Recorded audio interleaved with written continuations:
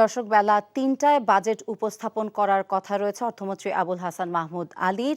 এই বিষয়ে আরও জানতে আমরা যাচ্ছি সংসদ ভবনে। আমাদের সাথে যুক্ত হবেন senior correspondent Fahad Mahmud. Fahad, budget নিয়ে কি তথ্য আছে আপনার কাছে? ফারজানা, ২০২৪-২৫ অর্থ বছরের জন্য প্রস্তাবিত বাজেট অনুমোদনের জন্য মন্ত্রিসভার যে বিশেষ বৈঠক সেটি কিছুক্ষণ আগে শেষ হয়েছে।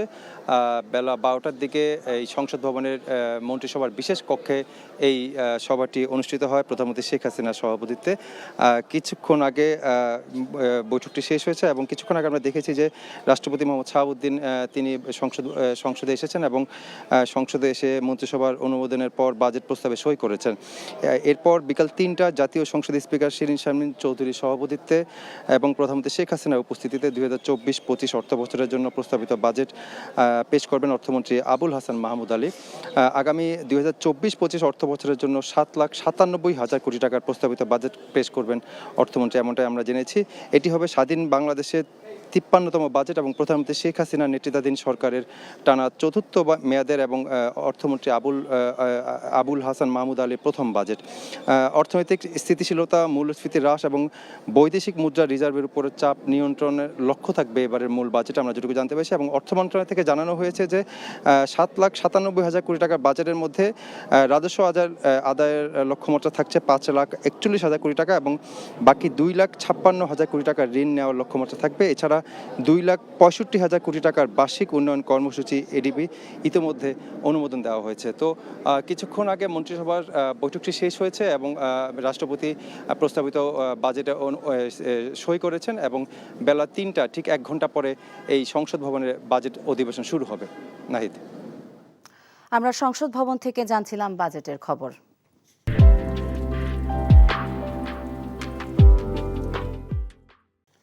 বাজেট বিষয়ে আরও জানাতে বার্তা কক্ষ থেকে এবারে যোগ দিচ্ছেন সিনিয়র করেসপন্ডেন্ট হাসানুল শাওন। আমরা সরাসরি তার কাছে যাচ্ছি। শাওন, কর ব্যবস্থায় কি পরিবর্তন আসছে এবারের বাজেটে?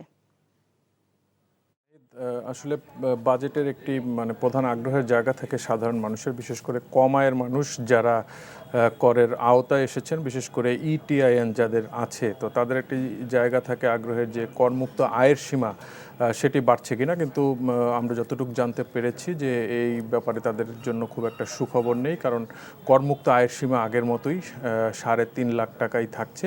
তবে করের যেই হার সেক্ষেত্রে কিছুটা পরিবর্তন আনা হয়েছে।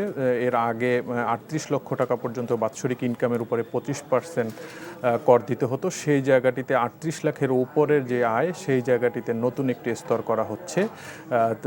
সেটি ৩০% মতো কর দিতে হবে ৩৮ লাখের উপরে যারা বাৎসরিক ইনকাম করবেন। এর বাইরে আমরা আগেও যেমন জানিয়েছিলাম যে কালো টাকা সাদা করার সুযোগ থাকছে, সেক্ষেত্রে ফ্ল্যাট, প্লট এবং নগদ অর্থের ক্ষেত্রে 15% কর দিয়ে বিনা প্রশ্নে যে কেউ আসলে অপরিদর্শিত অর্থ বৈধ করতে পারবেন।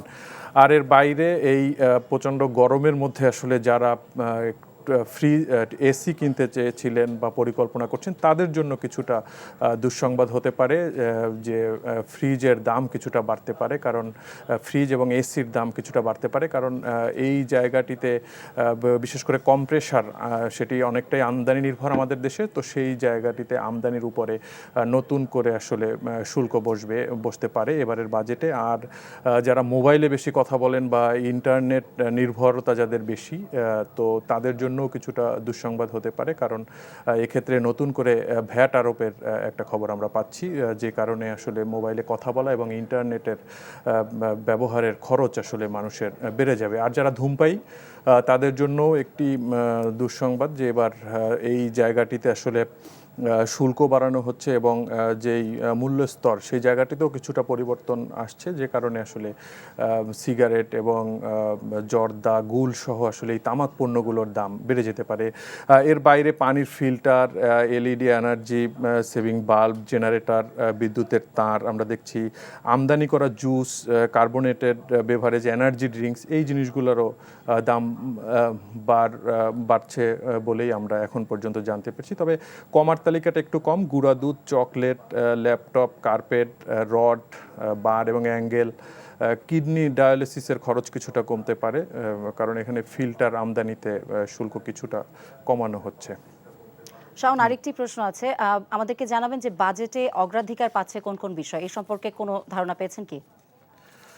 আসলে বাজেটে এবারের অগ্রাধিকার আসলে আমরা যেটি দেখছি যে সরকার কিছুটা সংযত হচ্ছে বিভিন্ন যে ব্যয়ের ক্ষেত্রে এবং বিভিন্ন লক্ষ্যমাত্রার ক্ষেত্রে আমরা সেটি দেখছি। তো সেই জায়গাটিতে আসলে প্রধান অগ্রাধিকার দেওয়া হচ্ছে এখন অর্থনীতিতে বেশ কিছু চ্যালেঞ্জের কথা আমরা যেমনটি দেখছি, বিশেষ করে মূল্যস্ফীতি নিয়ন্ত্রণে সবচেয়ে বেশি অগ্রাধিকার দিতে চাচ্ছে। সেক্ষেত্রে জিডিপি প্রবৃদ্ধির যেই লক্ষ্যমাত্রা সেই জায়গাটাতে আমরা দেখছি যে সরকার কিন্তু কিছুটা সংযত। আমরা জানি যে গত অর্থ বছরে 7.5% জিডিপি প্রবৃদ্ধির লক্ষ্যমাত্রা ধরা হয়েছিল, যদিও সংশোধিত লক্ষ্যমাত্রা সেটি কমিয়ে অর্থনৈতিক বাস্তবতায় 6.5% করা হয়েছিল।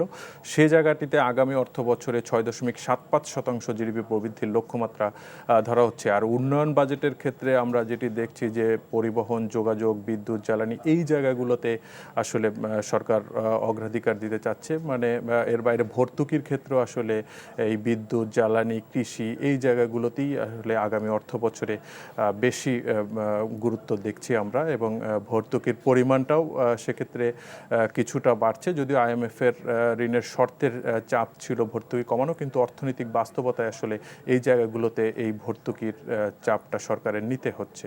তো নাহিদ, এই ছিল মোটামুটি বাজেটের সবশেষ আমরা যতটুকু জানতে পেরেছি সেই তথ্য। আমরা বার্তা কক্ষ থেকে এতক্ষণ বাজেট নিয়ে তথ্য শুনছিলাম হাসানুর শাওনের কাছ থেকে।